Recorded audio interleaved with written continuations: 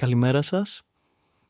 Είμαι ο ψηφιακός βοηθός του υπευθύνου διδασκαλίας του μεταπτυχιακού μαθήματος στην κοινωνική εργασία του Πανεπιστημίου Λευκωσίας, μέθοδοι κοινωνικής έρευνας του διδάκτορα Στέφανου Σπανέα. Τις προηγούμενες εβδομάδες εξετάσαμε τις βασικές αρχές της ποσοτικής έρευνας και μάθαμε πώς να κατασκευάζουμε αξιόπιστα ερωτηματολόγια. Όμως, ακόμα και το τέλειο ερωτηματολόγιο δεν μπορεί να μας δώσει αξιόπιστα αποτελέσματα αν δεν το χορηγήσουμε στα κατάλληλα άτομα. Σήμερα θα απαντήσουμε σε κρίσιμα ερωτήματα. Σε πόσα άτομα πρέπει να απευθυνθώ? Πώς θα τα επιλέξω? Πώς μπορώ να είμαι σίγουρος ότι τα συμπεράσματά μου ισχύουν για ολόκληρο τον πληθυσμό που με ενδιαφέρει? Σήμερα λοιπόν θα ασχοληθούμε με ένα θεμελιώδες ζήτημα της ερευνητικής μεθοδολογίας, τη δειγματοληψία. Θα απαντήσουμε σε ερωτήματα όπως σε πόσα άτομα πρέπει να χορηγήσω το ερωτηματολόγιό μου? Πώς θα τα επιλέξω? Πώς μπορώ να είμαι σίγουρος ότι τα συμπεράσματά μου θα ισχύουν για ολόκληρο τον πληθυσμό που με ενδιαφέρει? Ας ξεκινήσουμε.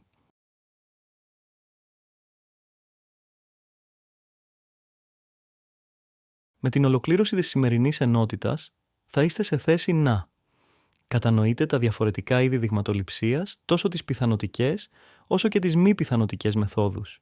Υπολογίζετε το κατάλληλο μέγεθος δείγματος για τις έρευνές σας. Αναγνωρίζετε τα πιθανά σφάλματα που μπορούν να προκύψουν κατά τη δειγματοληπτική διαδικασία. Αυτές οι δεξιότητες είναι απαραίτητες για κάθε κοινωνικό λειτουργό και κοινωνικό επιστήμονα που θέλει να διενεργήσει έρευνα ή να αξιολογήσει κριτικά τα ευρήματα άλλων ερευνών. Η σημερινή διάλεξη οργανώνεται σε 6 βασικές ενότητες. Θα ξεκινήσουμε με την έννοια της δειγματοληψίας και θα εξετάσουμε πότε προτιμούμε τη μελέτη απογραφής. Στη συνέχεια, θα δούμε τον σχεδιασμό της δειγματοληπτικής διαδικασίας, τις κατηγορίες μεθόδων επιλογής δείγματος, την εγκυρότητα της έρευνας και τέλος τα δειγματοληπτικά σφάλματα. Ας ξεκινήσουμε. Ας ξεκινήσουμε με έναν ορισμό. Η δειγματοληψία είναι η συστηματική διαδικασία επιλογής ενός υποσυνόλου που ονομάζουμε δείγμα από έναν ευρύτερο πληθυσμό. Ο σκοπός είναι να μελετήσουμε αυτό το υποσύνολο και να διατυπώσουμε συμπεράσματα που μπορούν να γενικευθούν στο συνολικό πληθυσμό. Η λέξη συστηματική είναι κλειδί εδώ. Δεν επιλέγουμε τυχαία ή αυθαίρετα, αλλά ακολουθούμε συγκεκριμένες μεθόδους και κανόνες. Γιατί δεν μελετούμε πάντα όλον τον πληθυσμό? Υπάρχουν 3 βασικοί λόγοι. Πρώτον, οι περιορισμοί χρόνου και κόστους. Φανταστείτε να προσπαθήσετε να συνεντεύξετε όλους τους ηλικιωμένους στην Κύπρο. Δεύτερον, η διοικητική δυσκολία στην οργάνωση μιας τόσο μεγάλης επιχείρησης. Τρίτον, η πρακτική αδυναμία σε ορισμένους πληθυσμούς, για παράδειγμα, πώς θα μελετούσατε όλους τους μετανάστες χωρίς έγγραφα. Θέλετε να μελετήσετε τις ανάγκες όλων των οικογενειών που λαμβάνουν ελάχιστο εγγυημένο εισόδημα στην Κύπρο, όπου και ο αριθμός ανέρχεται σε περίπου 15.000 νοικοκυριά. Για την υλοποίηση μιας τέτοιας έρευνας θα χρειαζόταν τεράστιος χρόνος και πόροι. Αντί αυτού, μπορείτε να επιλέξετε ένα αντιπροσωπευτικό δείγμα 500 νοικοκυριών και να εξαγάγετε έγκυρα συμπεράσματα. Το μέγεθος του δείγματος εξαρτάται από 3 παράγοντες: τους οικονομικούς πόρους που διαθέτουμε, τον βαθμό ακρίβειας που επιθυμούμε και τον αριθμό των υποομάδων που θέλουμε να αναλύσουμε συγκριτικά. Ας διευκρινίσουμε τώρα 4 βασικές έννοιες που θα χρησιμοποιούμε συνεχώς. Πληθυσμός είναι το ευρύτερο σύνολο στο οποίο ενδιαφερόμαστε να γενικεύσουμε τα ευρήματα της έρευνάς μας. Για παράδειγμα, όλοι οι νέοι νεέτ στην Κύπρο ή όλες οι μονογονεϊκές οικογένειες ή όλες οι κοινωνικοί λειτουργοί που εργάζονται στον δημόσιο τομέα. Δείγμα είναι το υποσύνολο του πληθυσμού που πραγματικά μελετάμε και με βάση το οποίο διατυπώνουμε συμπεράσματα για τον πληθυσμό. Αν ο πληθυσμός είναι 3.000 νέα ανατέρνα το ΕΤ, το δείγμα μπορεί να είναι 300 από αυτούς. Δειγματοληψία είναι η συστηματική διαδικασία με την οποία από τον πληθυσμό επιλέγουμε το δείγμα. Δειγματοληπτικό πλαίσιο είναι ο κατάλογος ή η λίστα που περιλαμβάνει όλες τις περιπτώσεις από τις οποίες μπορεί να επιλεγεί το δείγμα. Για παράδειγμα, αν θέλουμε δείγμα φοιτητών κοινωνικής εργασίας, το δειγματοληπτικό πλαίσιο είναι η λίστα όλων των εγγεγραμμένων φοιτητών. Γιατί μας αφορά τόσο πολύ η δειγματοληψία ως κοινωνικούς λειτουργούς? Πρώτον, η δειγματοληψία επηρεάζει άμεσα την εγκυρότητα των συμπερασμάτων μας. Ένα κακά σχεδιασμένο δείγμα μπορεί να οδηγήσει σε εντελώς λανθασμένα συμπεράσματα. Δεύτερον, καθορίζει τη δυνατότητα γενίκευσης. Μπορούμε να πούμε ότι αυτό που βρήκαμε ισχύει για όλους τους ηλικιωμένους ή μόνο για αυτούς που μελετήσαμε. Τρίτον, επηρεάζει τη χάραξη κοινωνικής πολιτικής. Οι έρευνες που χρησιμοποιούν οι αρμόδιοι φορείς για να σχεδιάσουν προγράμματα βασίζονται σε δείγματα. Αν τα δείγματα είναι προβληματικά, οι πολιτικές θα είναι προβληματικές. Τέταρτον, συνδέεται άμεσα με ζητήματα ισότητας και εκπροσώπησης. Αν ένα δείγμα αποκλείει τα συστηματικά κάποιες ομάδες, όπως άτομα που δεν μιλούν ελληνικά, άτομα με αναπηρία ή κατοίκους απομακρυσμένων περιοχών, τότε οι φωνές τους δεν ακούγονται. Παράδειγμα, μια έρευνα για τις ανάγκες των προσφύγων στην Κύπρο, που βασίζεται μόνο σε συνεντεύξεις με όσους μιλούν αγγλικά ή ελληνικά, αποκλείει αυτόματα ένα μεγάλο μέρος του πληθυσμού και τα συμπεράσματά της θα είναι μερικά. Υπάρχουν περιπτώσεις όπου ο πληθυσμός είναι αρκετά μικρός ώστε να μπορούμε να το συμπεριλάβουμε ολόκληρο στη μελέτη μας. Αυτός ο τύπος έρευνας ονομάζεται μελέτη απογραφής, επειδή τα στοιχεία που συγκεντρώνονται αναφέρονται σε κάθε μέλος του πληθυσμού. Για παράδειγμα, αν θέλουμε να μελετήσουμε τη λειτουργία ενός συγκεκριμένου κέντρου ημέρας που εξυπηρετεί 35 ηλικιωμένους, μπορούμε να συμπεριλάβουμε όλους τους εξυπηρετούμενους στην έρευνά μας. Όμως, στις περισσότερες περιπτώσεις, ο πληθυσμός είναι πολύ μεγάλος. Ένα μικρό αλλά προσεκτικά επιλεγμένο δείγμα μπορεί να αντιπροσωπεύσει τον πληθυσμό με επαρκή ακρίβεια. Πλεονεκτήματα απογραφής. Πλήρης κάλυψη, καμία αβεβαιότητα λόγω δειγματοληψίας, δυνατότητα ανάλυσης μικρών υποομάδων. Μειονεκτήματα απογραφής, υψηλό κόστος, μεγάλη διάρκεια, πρακτικά αδύνατη σε μεγάλους πληθυσμούς.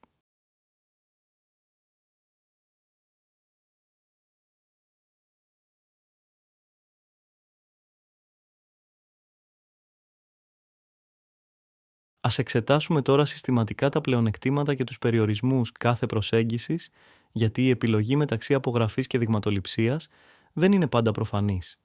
Πλεονεκτήματα της απογραφής. Το πρώτο και πιο σημαντικό πλεονέκτημα της απογραφής είναι η πλήρης κάλυψη του πληθυσμού. Όταν μελετάμε όλα τα μέλη, δεν υπάρχει κανένας κίνδυνος να χάσουμε κάποια σημαντική υποομάδα ή να παραλείψουμε ακραίες περιπτώσεις που μπορεί να είναι ιδιαίτερα ενδιαφέρουσες.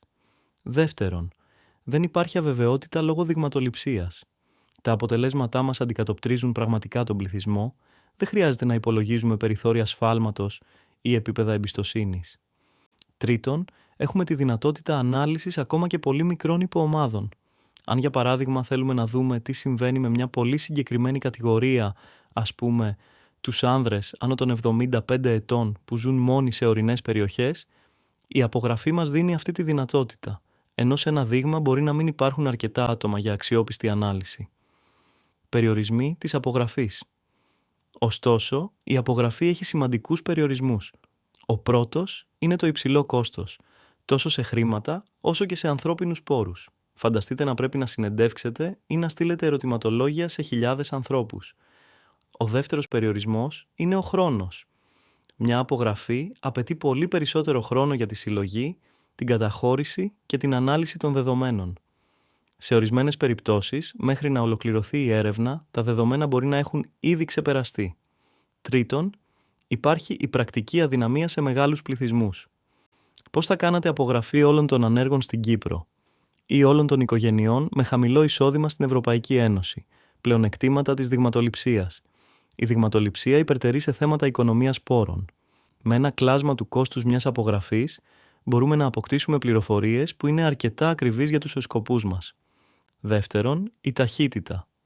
Ένα δείγμα 500 ατόμων μπορεί να συλλεχθεί και να αναλυθεί σε εβδομάδες, ενώ μια απογραφή χιλιάδων ατόμων μπορεί να χρειαστεί μάξτε μήνες ή και χρόνια.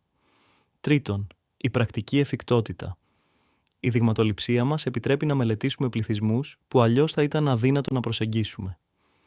Περιορισμοί της δειγματοληψίας.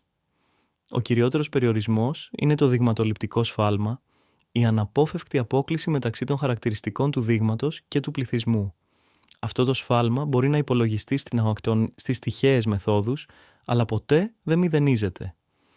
Δεύτερον, υπάρχει πάντα ο κίνδυνος μη αντιπροσωπευτικότητας, ιδιαίτερα αν η μέθοδος επιλογής δεν είναι σωστή ή αν υπάρχει υψηλό ποσοστό μη απόκρισης.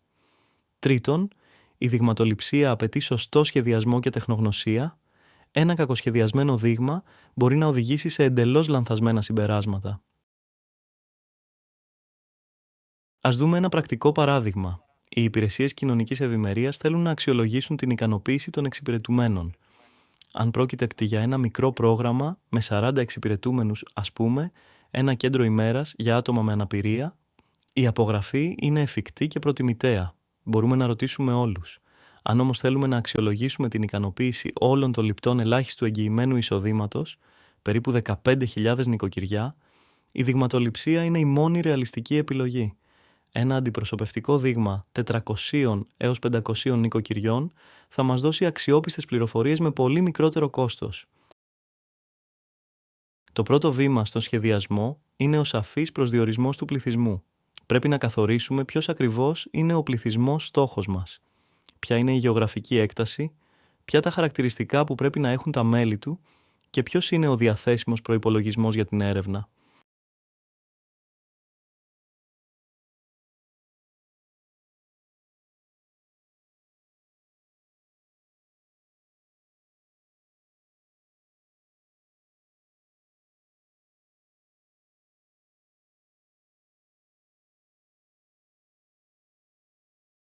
Αφενός, θέλουμε να αναφερόμαστε σε πληθυσμό κατά το δυνατόν ευρύτερο, ώστε τα ευρήματα να έχουν μεγαλύτερη γενικευτική ισχύ. Αφετέρου, το μέγεθος του δείγματος πρέπει να είναι όσο το δυνατόν μικρότερο για να είναι εφικτή η εκτέλεση της έρευνας, αλλά ταυτόχρονα αρκετά μεγάλο και ομοιογενές με τον πληθυσμό, ώστε να εξασφαλίζεται ικανοποιητική προσέγγιση των πραγματικών τιμών. Αντιπροσωπευτικότητα του δείγματος. Η αντιπροσωπευτικότητα εξαρτάται από δύο παράγοντες: το μέγεθος του δείγματος και τον τρόπο επιλογής του. Ένα μεγάλο δείγμα που επιλέχθηκε με λανθασμένο τρόπο μπορεί να είναι λιγότερο αντιπροσωπευτικό από ένα μικρότερο δείγμα. Η εγκυρότητα αποτελεί θεμελιώδη πυλώνα της επιστημονικής έρευνας, καθορίζοντας την αξιοπιστία και τη δυνατότητα γενίκευσης των αποτελεσμάτων. Η δειγματοληπτική διαδικασία συνδέεται άμεσα με την εγκυρότητα μέσω τριών κρίσιμων διαστάσεων. Πρώτον, η ίδια η δειγματοληπτική διαδικασία, δηλαδή η συστηματική μέθοδος επιλογής ενός αντιπροσωπευτικού υποσυνόλου από τον πληθυσμό στόχο. Δεύτερον, ο καθορισμός του μεγέθους δείγματος, ο στατιστικός υπολογισμός του βέλτιστου αριθμού συμμετεχόντων που εξασφαλίζει αξιόπιστα αποτελέσματα. Τρίτον, οι μέθοδοι επιλογής δείγματος, οι τεχνικές δειγματοληψίας που εγγυώνται την εγκυρότητα της έρευνας. Αν οποιαδήποτε από αυτές τις διαστάσεις είναι προβληματική, η εγκυρότητα της έρευνας κινδυνεύει. Για παράδειγμα, ένα πολύ μικρό δείγμα ή μια λανθασμένη μέθοδος επιλογής μπορεί να οδηγήσει σε συμπεράσματα που δεν αντικατοπτρίζουν την πραγματικότητα. Γι' αυτό, η προσεκτική σχεδίαση της δειγματοληψίας είναι προϋπόθεση για κάθε αξιόπιστη έρευνα. Διακρίνουμε δύο τύπους εγκυρότητας. Εσωτερική εγκυρότητα αφορά την ακρίβεια των αιτιωδών συμπερασμάτων εντός της συγκεκριμένης ερευνητικής μελέτης. Σχετίζεται με τον έλεγχο μεταβλητών και τη μεθοδολογική αυστηρότητα. Τα εσωτερικά σφάλματα επηρεάζουν τα αιτιακά συμπεράσματα. Εξωτερική εγκυρότητα επηρεάζει τη δυνατότητα γενίκευσης των αποτελεσμάτων σε άλλους πληθυσμούς, περιβάλλοντα και χρονικές περιόδους. Καθορίζει την εφαρμοσιμότητα της έρευνας. Τα εξωτερικά σφάλματα επηρεάζουν τη δυνατότητα γενίκευσης. Παράδειγμα, μια έρευνα για την αποτελεσματικότητα ενός προγράμματος κοινοτικής φροντίδας μπορεί να έχει υψηλή εσωτερική εγκυρότητα, σωστός και ο σχεδιασμός, αλλά χαμηλή εξωτερική εγκυρότητα αν το δείγμα προέρχεται μόνο από αστικές περιοχές. Δεν μπορούμε να γενικεύσουμε τα ευρήματα σε αγροτικές περιοχές. Το μέγεθος του δείγματος αποτελεί κρίσιμη παράμετρο που επηρεάζει άμεσα την ακρίβεια και την αξιοπιστία των ερευνητικών αποτελεσμάτων. Η επιλογή του κατάλληλου μεγέθους απαιτεί ισορροπία μεταξύ στατιστικής ισχύος και πρακτικών περιορισμών όπως ο χρόνος και το κόστος. Ένα πολύ μικρό δείγμα δεν θα μας δώσει αξιόπιστα αποτελέσματα, ενώ ένα υπερβολικά μεγάλο δείγμα σπαταλά πόρους χωρίς αντίστοιχη βελτίωση της ακρίβειας. Οι βασικοί παράγοντες που καθορίζουν το μέγεθος είναι το επιθυμητό επίπεδο εμπιστοσύνης, συνήθως 95%, το αποδεκτό περιθώριο σφάλματος, για παράδειγμα συν ή πλην 3%, η αναμενόμενη διακύμανση στον πληθυσμό και ο βαθμός ανάλυσης σε υποομάδες. Όσο μεγαλύτερη ακρίβεια επιθυμούμε, τόσο μεγαλύτερο δείγμα χρειαζόμαστε. Επίσης, αν θέλουμε να αναλύσουμε τα δεδομένα κατά υποομάδες, φύλο, ηλικία, περιοχή, κάθε υποομάδα χρειάζεται τουλάχιστον 50 έως 100 μονάδες. Στη συνέχεια της διάλεξης θα δούμε τους συγκεκριμένους τύπους υπολογισμού για μεγάλους και μικρούς πληθυσμούς. Η πιο σημαντική διάκριση είναι ανάμεσα στις μεθόδους τυχαίας δειγματοληψίας ή πιθανοτικές και στις μεθόδους μη τυχαίας δειγματοληψίας. Οι πρώτες ακολουθούν τους νόμους των πιθανοτήτων και επιτρέπουν την εξαγωγή γενικευμένων συμπερασμάτων. Ας εξετάσουμε πρώτα τις 4 βασικές μεθόδους τυχαίας δειγματοληψίας: την απλή τυχαία, τη συστηματική, τη δειγματοληψία κατά στρώματα και τη δειγματοληψία κατά δεσμίδες.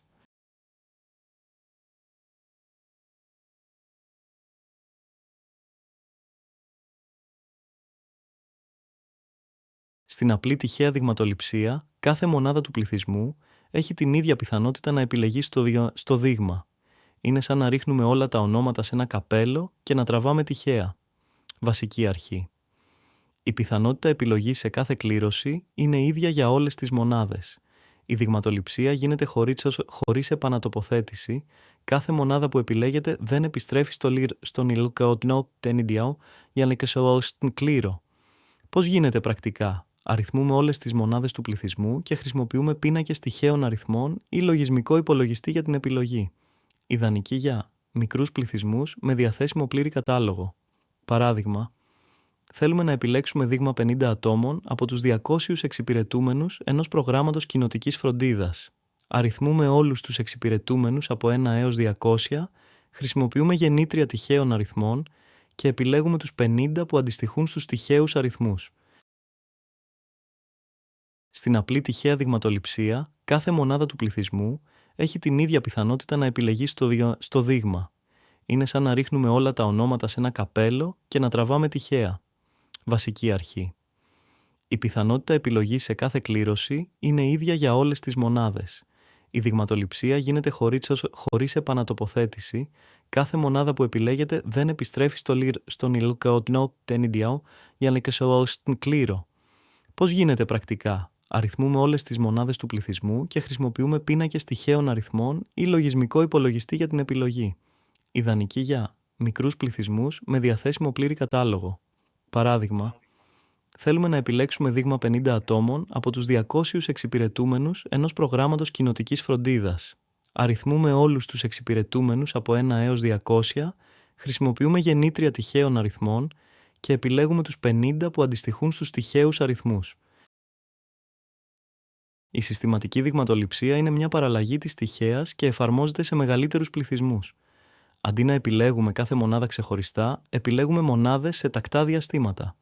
Υπολογισμός δειγματοληπτικού διαστήματος (KLIA) διαιρούμε το μέγεθος του πληθυσμού με το επιθυμητό μέγεθος δείγματος. Στη συνέχεια, επιλέγουμε τυχαία μια αρχική μονάδα και μετά επιλέγουμε κάθε K ως τη μονάδα. Παράδειγμα, αν έχουμε πληθυσμό 1000 ατόμων και θέλουμε δείγμα 100, τότε K ίσον 1000 δια 100 ίσον 10.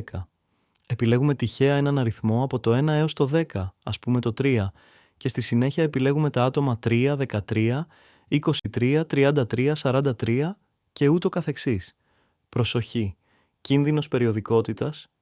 Η συστηματική δειγματοληψία μπορεί να δημιουργήσει προβλήματα αν υπάρχει κάποιο μοτίβο στη σειρά του καταλόγου που συμπίπτει με το δειγματοληπτικό διάστημα. Για παράδειγμα, αν σε μια λίστα εναλλάσσονται άνδρες και γυναίκες και το K είναι ζυγός αριθμός, μπορεί να καταλήξουμε με δείγμα μόνο ανδρών ή μόνο γυναικών. Η δειγματοληψία κατά στρώματα ή στρωματοποιημένη χρησιμοποιείται όταν ο πληθυσμός μπορεί να διαιρεθεί σε διακριτές υποομάδες ή να στρώματα με βάση κάποιο χαρακτηριστικό όπως το φύλο, η ηλικία, η γεωγραφική περιοχή ή το επίπεδο μόρφωσης. Πλεονεκτήματα: αυξάνει την αντιπροσωπευτικότητα του δείγματος, εξασφαλίζει ότι μικρές πληθυσμιακές ομάδες θα εκπροσωπηθούν επαρκώς. Παράγει μικρότερο δειγματοληπτικό σφάλμα για το ίδιο κόστος. Διαδικασία: υποδιαιρούμε τον πληθυσμό σε ομοιογενή υποσύνολα, στρώματα, με βάση ένα κριτήριο. Επιλέγουμε τυχαίο δείγμα από κάθε στρώμα. Στην αναλογική στρωματοποίηση, το ποσοστό του δείγματος από κάθε στρώμα αντιστοιχεί στο ποσοστό του στρώματος στον πληθυσμό. Παράδειγμα, σε έρευνα για τις ανάγκες των κοινωνικών λειτουργών στην Κύπρο, γνωρίζουμε ότι το 70% εργάζεται στο δημόσιο τομέα και το 30% στον ιδιωτικό. Αν θέλουμε δείγμα 100 ατόμων, θα επιλέξουμε 70 από το δημόσιο τομέα και 30 από τον ιδιωτικό. Η δειγματοληψία κατά δεσμίδες ή πολυσταδιακή τυχαία μέθοδος χρησιμοποιείται όταν δεν υπάρχει διαθέσιμος πλήρης κατάλογος του πληθυσμού ή όταν ο πληθυσμός είναι γεωγραφικά διασκορπισμένος. Βασική αρχή. Αντί να επιλέγουμε μεμονωμένα άτομα, επιλέγουμε πρώτα ομάδες ή τα δεσμίδες, clusters, όπως γεωγραφικές περιοχές, σχολεία ή οργανισμούς και στη συνέχεια επιλέγουμε άτομα μέσα από αυτές. Η μέθοδος αυτή δεν στηρίζεται σε συγκεκριμένα άτομα, αλλά σε μονάδες που παραμένουν σχετικά σταθερές στο χρόνο, όπως τα νοικοκυριά ή οι διευθύνσεις κατοικίας. Οι άνθρωποι μπορούν να αλλάζουν κατοικία, αλλά οι μονάδες κατοικίας παραμένουν σταθερές. Για παράδειγμα, για μια παγκύπρια έρευνα για τη φτώχεια, μπορούμε να χωρίσουμε την Κύπρο σε γεωγραφικές ενότητες, επαρχίες, να επιλέξουμε τυχαία κάποιες ενότητες, στη συνέχεια να επιλέξουμε τυχαία κοινότητες μέσα σε αυτές και τέλος να επιλέξουμε τυχαία νοικοκυριά μέσα στις κοινότητες. Μειονέκτημα. Είναι λιγότερο αποτελεσματική, χρειάζεται μεγαλύτερο δείγμα για να επιτύχουμε το ίδιο επίπεδο ακρίβειας. Ας περάσουμε τώρα στις μεθόδους μη τυχαίας δειγματοληψίας. Αυτές δεν ακολουθούν τους νόμους των πιθανοτήτων, πράγμα που σημαίνει ότι δεν μπορούμε να υπολογίσουμε το σφάλμα δειγματοληψίας και δεν μπορούμε να γενικεύσουμε τα ευρήματά μας με στατιστική βεβαιότητα. Γιατί τις χρησιμοποιούμε? Όταν η τυχαία δειγματοληψία δεν είναι εφικτή, δεν υπάρχει κατάλογος του πληθυσμού, ο πληθυσμός είναι δυσπρόσιτος ή κρυφός ή οι πόροι μας είναι πολύ περιορισμένοι. Η μέθοδος διαθέσιμου δείγματος ή δειγματοληψία ευκολίας περιλαμβάνει άτομα που είναι εύκολα προσβάσιμα και διαθέσιμα να συμμετάσχουν στην έρευνα. Χαρακτηριστικό παράδειγμα είναι οι περιπτώσεις αυτοεπιλογής, όπου οι συμμετέχοντες εθελοντικά προσφέρονται να συμμετάσχουν. Για παράδειγμα, ένας ερευνητής που μελετά τη σχέση κοινωνικού λειτουργού εξυπηρετούμενου μοιράζει ερωτηματολόγια στους συμμετέχοντες ενός συνεδρίου κοινωνικής εργασίας. Είναι εύκολα προσβάσιμοι, αλλά δεν αντιπροσωπεύουν απαραίτητα το σύνολο των κοινωνικών λειτουργών. Στη σκόπιμη δειγματοληψία, ο ερευνητής επιλέγει συνειδητά τις περιπτώσεις που θα συμπεριληφθούν στο δείγμα, με βάση τη γνώση και την κρίση του, για το ποιες περιπτώσεις είναι πιο κατάλληλες για τους σκοπούς της έρευνας. Αν και δεν είναι τεχνικά δόκιμη μέθοδος δειγματοληψίας, μπορεί να δώσει συχνά αξιόπιστα αποτελέσματα όταν εφαρμόζεται από έμπειρους ερευνητές. Χρησιμοποιείται συχνά από εταιρείες πολιτικών δημοσκοπήσεων. Για παράδειγμα, σε ποιοτική έρευνα για τις εμπειρίες κοινωνικών λειτουργών που εργάζονται με ασυνόδευτους ανήλικους μετανάστες, ο ερευνητής σκόπιμα επιλέγει λειτουργούς με διαφορετικά χρόνια εμπειρίας από διαφορετικούς φορείς για να έχει ποικιλία απόψεων. Η δειγματοληψία χιονοστιβάδας είναι ιδιαίτερα χρήσιμη όταν ο υποέρευνα πληθυσμός είναι δύσκολο να εντοπιστεί ή είναι και κρυφός. Διαδικασία. Ξεκινάμε την επιλογή ενός ή λίγων ατόμων με τα χαρακτηριστικά που μας ενδιαφέρουν. Αυτά τα άτομα μας συστήνουν άλλα άτομα με παρόμοια χαρακτηριστικά, τα οποία με τη σειρά τους συστήνουν άλλα και ούτω καθεξής. Σαν χιονοστιβάδα, το δείγμα μεγαλώνει σταδιακά. Για παράδειγμα, σε έρευνα για τις ανάγκες ατόμων που κάνουν χρήση ουσιών, ο ερευνητής ξεκινά με κάποιους συμμετέχοντες που εντοπίζει μέσω κέντρου απεξάρτησης. Αυτοί τον παραπέμπουν σε γνωστούς τους, οι οποίοι με τη σειρά τους τον παραπέμπουν σε άλλους. Περιορισμός. Το δείγμα περιορίζεται σε άτομα που είναι κοινωνικά συνδεδεμένα μεταξύ τους. Αν συγκρίνουμε τώρα τα πλεονεκτήματα και μειονεκτήματα των διαφορετικών μεθόδων, απλή τυχαία και συστηματική δειγματοληψία, εύκολες στη χρήση και μπορεί να είναι καλή αναπαραγωγή των χαρακτηριστικών του πληθυσμού. Στρωματοποιημένη δειγματοληψία. Εξασφαλίζει την εκπροσώπηση όλων των κατηγοριών στο δείγμα. Δειγματοληψία κατά συστάδες, λιγότερο αποτελεσματική, χρειάζεται μεγαλύτερο δείγμα για το ίδιο επίπεδο ακρίβειας. Βασική διάκριση, οι πιθανοτικές μέθοδοι επιτρέπουν στατιστική γενίκευση και υπολογισμό σφάλματος. Οι μη πιθανοτικές μέθοδοι είναι πρακτικές σε δύσκολες συνθήκες, αλλά δεν επιτρέπουν γενίκευση. Η βασική διάκριση στις μεθόδους δειγματοληψίας είναι μεταξύ πιθανοτικών και μη πιθανοτικών προσεγγίσεων. Στις πιθανοτικές μεθόδους, κάθε μονάδα του πληθυσμού έχει γνωστή και μη μηδενική πιθανότητα επιλογής, γεγονός που επιτρέπει τη στατιστική γενίκευση των ευρημάτων και τον υπολογισμό του δειγματοληπτικού σφάλματος. Αντίθετα, στις μη πιθανοτικές μεθόδους, η επιλογή βασίζεται σε κρίση, διαθεσιμότητα ή συστάσεις, χωρίς δυνατότητα υπολογισμού σφάλματος ή στατιστικής γενίκευσης. Οι πιθανοτικές μέθοδοι απαιτούν ύπαρξη δειγματοληπτικού πλαισίου και περισσότερους πόρους, αλλά παρέχουν μεγαλύτερη επιστημονική εγκυρότητα. Οι μη πιθανοτικές μέθοδοι είναι πιο πρακτικές, οικονομικές και απαραίτητες για κρυφούς ή δυσπρόσιτους πληθυσμούς. Η επιλογή εξαρτάται από το σκοπό της έρευνας. Για ποσοτική έρευνα με στόχο τη γενίκευση, προτιμούμε πιθανοτικές μεθόδους, ενώ για εξερευνητική ή ποιοτική έρευνα οι μη πιθανοτικές μπορεί να είναι καταλληλότερες. Θυμηθείτε, η καλύτερη μέθοδος είναι αυτή που ταιριάζει στους στόχους και τις συνθήκες της συγκεκριμένης έρευνας. Πριν προχωρήσουμε στα σφάλματα, ας κάνουμε μια σύντομη επανεξέταση όσων είδαμε μέχρι τώρα μέσα από το συγκριτικό πίνακα που βλέπετε στην οθόνη. Εξετάσαμε 4 πιθανοτικές μεθόδους, απλή τυχαία, συστηματική, καταστρώματα και καταδεσμίδες, που επιτρέπουν στατιστική γενίκευση, καθώς και 3 μη πιθανοτικές, ευκολίας, σκόπιμη και χιονοστιβάδας, για περιπτώσεις που η τυχαία επιλογή δεν είναι εφικτή. Ο πίνακας αυτός είναι ιδιαίτερα χρήσιμος γιατί συνοψίζει σε μια ματιά 4 κρίσιμα στοιχεία για κάθε μέθοδο. Πότε χρησιμοποιείται, ποιο είναι το κύριο πλεονέκτημά της και ποιος ο βασικός περιορισμός της. Σας προτείνω να τον κρατήσετε ως εργαλείο αναφοράς όταν σχεδιάζετε τη δειγματοληψία για τις εργασίες σας ή για μελλοντικές έρευνες. Η επιλογή της κατάλληλης μεθόδου δεν είναι αυθαίρετη. Εξαρτάται από τον σκοπό της έρευνας, τη φύση του πληθυσμού, την ύπαρξη ή όχι δειγματοληπτικού πλαισίου και τους διαθέσιμους πόρους. Με αυτόν τον πίνακα ως οδηγό μπορείτε να τεκμηριώσετε επιστημονικά την επιλογή σας στο μεθοδολογικό μέρος κάθε έρευνας. Όταν αξιολογούμε μια δειγματοληπτική μελέτη, πρέπει να θέτουμε 2 θεμελιώδη ερωτήματα. Ποιος είναι ο σκοπός της μελέτης και αν βασίζεται σε τυχαίο δείγμα, αυτά καθορίζουν τη δυνατότητα γενίκευσης των ευρημάτων. Τα σφάλματα στην έρευνα διακρίνονται σε 2 μεγάλες κατηγορίες. Τα δειγματοληπτικά, που υπάρχουν πάντα όταν μελετάμε δείγμα αντί για τον πληθυσμό, και τα μη δειγματοληπτικά που προκύπτουν από προβλήματα στο σχεδιασμό και την εκτέλεση. Το σφάλμα αντιπροσωπευτικότητας συμβαίνει όταν το δειγματοληπτικό πλαίσιο δεν καλύπτει σωστά τον πληθυσμό. Για παράδειγμα, αν χρησιμοποιήσουμε τηλεφωνικό κατάλογο που αποκλείει όσους δεν έχουν σταθερό. Το σφάλμα μη απόκρισης προκύπτει όταν πολλοί από τους επιλεγέντες αρνούνται ή αδυνατούν να συμμετάσχουν και αντιμετωπίζεται με συστηματική παρακολούθηση και υπενθυμίσεις. Το σφάλμα μέτρησης οφείλεται σε κακοδιατυπωμένες ερωτήσεις που οδηγούν σε λανθασμένες ή παραπλανητικές απαντήσεις. Θυμηθείτε ότι καλά ερωτήματα εξάγουν καλές αποκρίσεις. Τέλος, το δειγματοληπτικό σφάλμα είναι αναπόφευκτο και αντιπροσωπεύει την τυχαία απόκλιση του δείγματος από τον πληθυσμό. Η αναγνώριση αυτών των πηγών σφάλματος είναι το πρώτο βήμα για την ελαχιστοποίησή τους και την ενίσχυση της εγκυρότητας της έρευνας.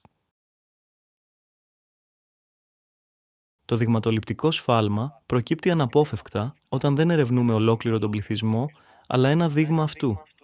Οφείλεται στις τυχαίες κυμάνσεις της δειγματοληψίας. Κάθε δείγμα που θα τραβούσαμε θα ήταν λίγο διαφορετικό. Σημαντικό. Η ύπαρξη του δειγματοληπτικού σφάλματος είναι εγγενής της διαδικασίας. Μπορεί να μειωθεί, αλλά δεν μπορεί να μηδενιστεί παρά μόνο όταν η έρευνα είναι απογραφική. Στην τυχαία δειγματοληψία, το σφάλμα αυτό μπορεί να υπολογιστεί. Σχέση μεγέθους δείγματος και σφάλματος. Το μέγεθος του δειγματοληπτικού σφάλματος μειώνεται με την αύξηση του δείγματος, αλλά η μείωση δεν είναι αναλογική. Σε αύξηση του δείγματος κατά απλά ποάσνα, το σφάλμα μειώνεται κατά την τετραγωνική ρίζα του αττίκλ. Δηλαδή, για να μειώσουμε το σφάλμα στο μισό, πρέπει να τετραπλασιάσουμε το δείγμα. Σχέση ομοιογένειας και μεγέθους δείγματος. Όσο πιο ομοιογενής είναι ο πληθυσμός, ως προς το χαρακτηριστικό που μελετάμε, τόσο μικρότερο δείγμα χρειαζόμαστε. Για να γίνει κατανοητή η σχέση της ομοιογένειας του πληθυσμού με το μέγεθος του δείγματος, παραθέτουμε το ακόλουθο παράδειγμα. Αν θέλουμε να εκτιμήσουμε το μέσο ύψος παιδιών ηλικίας 12 έως 14 ετών μιας γειτονιάς, χρειαζόμαστε σχετικά λίγες μονάδες γιατί ο πληθυσμός είναι ομοιογενής. Αν όμως ο πληθυσμός περιλαμβάνει παιδιά 7 έως 14 ετών από ολόκληρη την πόλη, χρειαζόμαστε μεγαλύτερο δείγμα λόγω μεγαλύτερης διακύμανσης. Βαθμός ανάλυσης. Αν θέλουμε να αναλύσουμε τα δεδομένα κατά υποομάδες, ηλικία, φύλο, περιοχή κλπ., χρειαζόμαστε μεγαλύτερο δείγμα. Η μικρότερη υποομάδα πρέπει να περιλαμβάνει τουλάχιστον 50 έως 100 μονάδες για αξιόπιστα αποτελέσματα. Ένας κρίσιμος παράγοντας που επηρεάζει το μέγεθος του δείγματος είναι ο βαθμός ανάλυσης, δηλαδή η έκταση στην οποία προβλέπουμε να παράγουμε στοιχεία για διάφορες υποομάδες του πληθυσμού. Όταν η έρευνά μας περιλαμβάνει μεγάλο αριθμό μεταβλητών και διακρίσεις σε υποομάδες, όπως ομάδες ηλικιών, φύλο, γεωγραφικές περιοχές, επίπεδο εκπαίδευσης, δημιουργούνται δυσχέρειες στον προσδιορισμό του μεγέθους και απαιτείται γενικά μεγαλύτερο δείγμα. Για παράδειγμα, αν θέλουμε να διερευνήσουμε όχι μόνο το συνολικό πληθυσμό, αλλά και τα χαρακτηριστικά του κατά ηλικία, φύλο και συνθήκες απασχόλησης, χρειαζόμαστε αρκετές μονάδες σε κάθε υποομάδα. Ο βασικός κανόνας είναι ότι η μικρότερη υποδιέρεση μιας μεταβλητής πρέπει να περιλαμβάνει τουλάχιστον 50 έως 100 μονάδες για αξιόπιστα αποτελέσματα.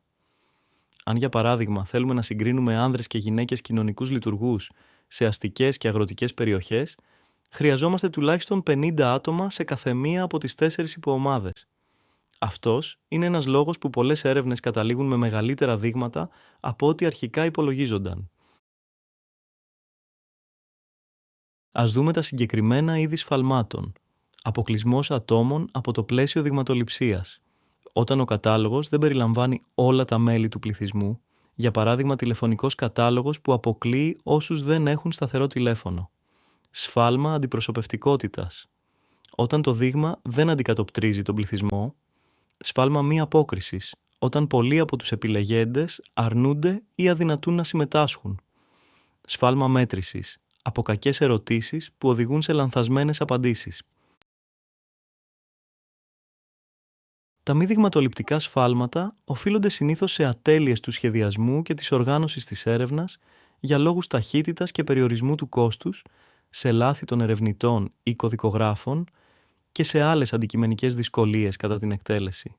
Αυτά τα σφάλματα συμβαίνουν ανεξάρτητα από το αν κάνουμε δειγματοληψία ή πλήρη καταγραφή και περιορίζουν την ποιότητα των συλλεγόμενων στοιχείων. Επιλέγουμε από πριν μια πιθανότητα ώστε το δείγμα να είναι αντιπροσωπευτικό. Όσο μεγαλύτερη είναι αυτή η πιθανότητα, τόσο μεγαλύτερο πρέπει να είναι το δείγμα. Συνήθως, εργαζόμαστε με πιθανότητα αντιπροσωπευτικότητας 0,95 ή διαφορετικά 95%, δηλαδή δεχόμαστε ότι υπάρχουν 5 πιθανότητες στις 100, ώστε το δείγμα να μην είναι αντιπροσωπευτικό. Υπάρχει αντίστροφη σχέση μεταξύ μεγέθους δείγματος και μεγέθους σφάλματος. Όσο μεγαλύτερο το δείγμα, τόσο μικρότερο το σφάλμα. Οι βασικές παράμετροι είναι D, που αναφέρεται στην τυπική απόκλιση T, που αναφέρεται στο επίπεδο εμπιστοσύνης, για 95% είναι 1,96, για 99% είναι 2,58. S, που αναφέρεται στο σφάλμα δειγματοληψίας P, που αναφέρεται στο ποσοστό.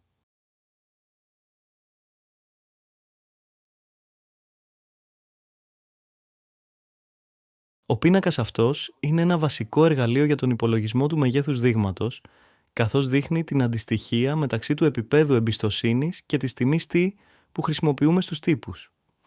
Ο πίνακας αυτός είναι ένα βασικό εργαλείο για τον υπολογισμό του μεγέθους δείγματος, καθώς δείχνει την αντιστοιχεία μεταξύ του επίπεδου εμπιστοσύνης και της τιμής T που χρησιμοποιούμε στους τύπους. Το επίπεδο εμπιστοσύνης εκφράζει την πιθανότητα το δείγμα μας να είναι αντιπροσωπευτικό του πληθυσμού. Για παράδειγμα, 95% σημαίνει ότι 95% φορές τα αποτελέσματά μας θα είναι ακριβή. Στην κοινωνική έρευνα χρησιμοποιούμε συνήθως επίπεδο εμπιστοσύνης 95% με T ίσον 1,96, που σημαίνει ότι δεχόμαστε 5% πιθανότητα σφάλματος. Για πιο αυστηρές έρευνες, όπως στην ιατρική ή σε μελέτες με σοβαρές επιπτώσεις, επιλέγουμε 99% με T ίσον 2,58, αποδεχόμενοι μόνο 1% πιθανότητα σφάλματος. Παρατηρήστε ότι όσο αυξάνεται το επίπεδο εμπιστοσύνης, αυξάνεται και η τιμή T, και κατά συνέπεια απαιτείται μεγαλύτερο μέγεθος δείγματος. Πρακτικά, για τις περισσότερες έρευνες στην κοινωνική εργασία, αρκεί να θυμάστε δύο τιμές. T ίσον 1,96 για 95%.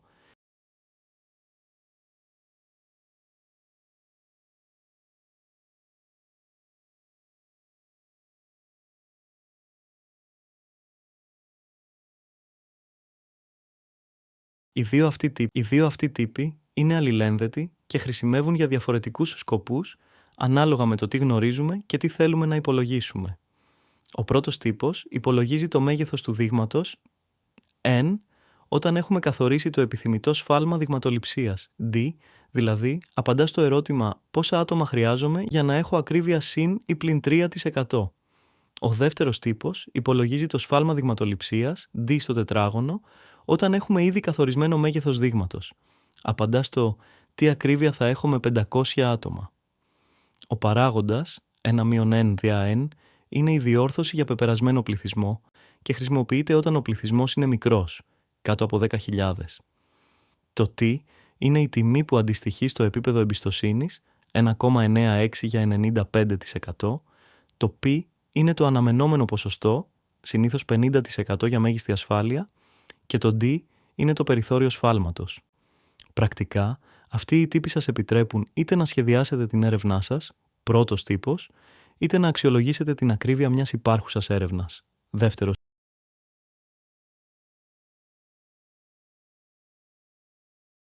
Πρώτη περίπτωση, μεγάλος πληθυσμός, μεγαλύτερος των 10.000.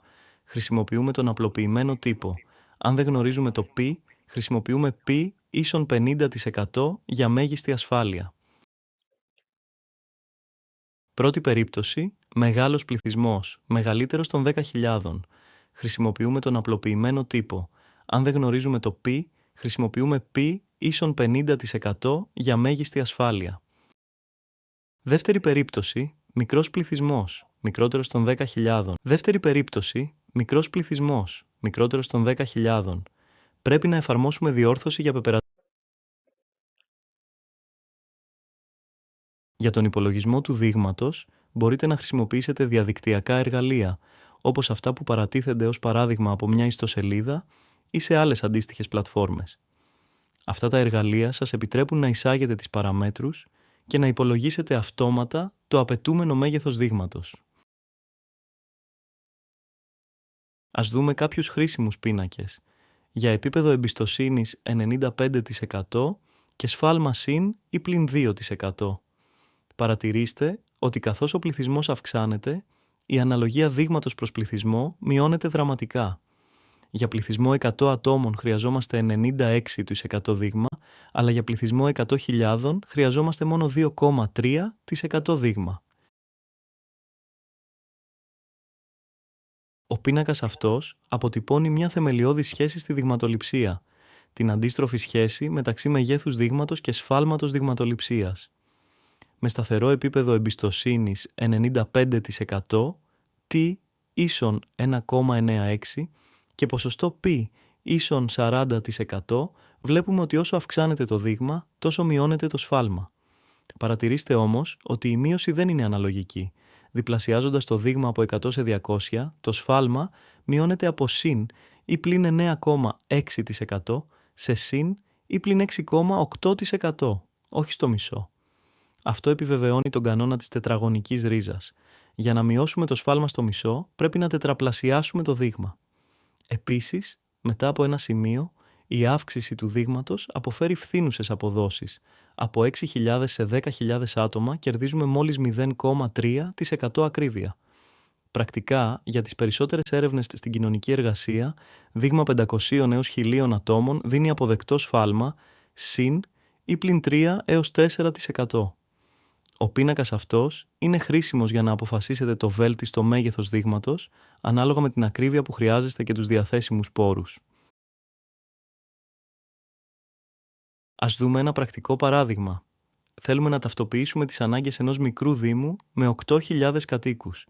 Χρησιμοποιούμε τον τύπο για πεπερασμένο πληθυσμό, όπου το n πεζό είναι το μέγεθος δείγματος που χρειάζεται. Το n κεφαλαίο είναι το μέγεθος του πληθυσμού, 8.000 σε αυτή την περίπτωση. Το Z είναι το Z το score που σχετίζεται με το επίπεδο εμπιστοσύνης. Ένα επίπεδο εμπιστοσύνης 95%, το οποίο αντιστοιχεί σε ZTL score 1,96. Το P είναι η εκτιμόμενη αναλογία του πληθυσμού που έχει τη χαρακτηριστική ενδιαφέροντος, υποθέτοντας 0,5 για μέγιστη μεταβλητότητα. Το D είναι το περιθώριο σφάλματος, υποθέτοντας 3% ή 0,03. Ο υπολογισμός δίνει δείγμα περίπου 940 ατόμων.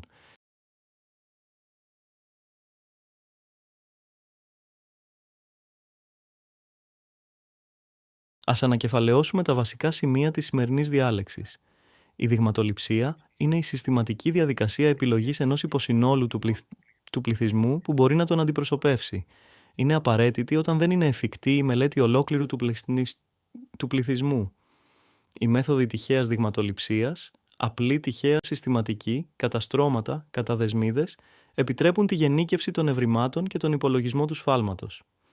Οι μέθοδοι μη τυχαίας δειγματοληψίας, διαθέσιμο δείγμα, σκόπιμη, χιονοστιβάδα, χρησιμοποιούνται όταν η τυχαία δειγματοληψία δεν είναι εφικτή, αλλά τα ευρήματά τους δεν είναι στατιστικά γενικεύσιμα.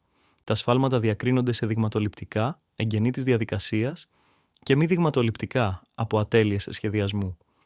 Η αναγνώριση και η ελαχιστοποίησή τους είναι κρίσιμη για την εγκυρότητα της έρευνας.